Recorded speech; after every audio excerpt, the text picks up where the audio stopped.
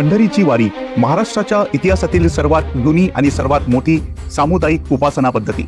या वारीचा उल्लेख ज्ञानेश्वर माऊलींच्या लिखाणातही दिसतो, त्यामुळे तिची सुरुवात कोणी केली याबद्दल संदिग्धता आहे। पण साधारणतः 11व्या शतकापासून जेव्हा धर्मांधता आणि कर्मकांडाच्या विळख्यात समाज अडकला होता, त्यावेळी एका असा संप्रदायाचा जन्म झाला ज्यांनी सर्व समाज एकवटून टाकला, आणि तो म्हणजे वारकरी संप्रदाय। समता, मानवता आणि निस्सीम भक्ती ही आधारभूत असलेली ही परंपरा अखंड 12व्या शतकापासून सुरू आहे। वारी हा शब्द मुख्यत्वे वारंवारता या शब्दापासून आला आहे। वारंवारतेला आपण इंग्रजीत म्हणतो फ्रिक्वेन्सी, आणि मला प्रामाणिकपणे वाटतं की समूहाची फ्रिक्वेन्सी जेव्हा मानवतेच्या दिशेने वळू लागते तेव्हा स्थापन होतो वारकरी संप्रदाय। या वारीत जातीभेद नाही, श्रीमंत गरीब असा भेद नाही, उद्देश फक्त एकच, विठू माऊलीची निस्सीम भक्ती आणि त्याच्या आविष्कारातून प्रगट होणारी मानवता। पृथ्वी जल ब्रह्मांड विठ्ठल, जगतासी आधार विठ्ठल, अवघाची साकार विठ्ठल, भक्तीचा उद्धार विठ्ठल। तुर्तास आपली रजा घेतो।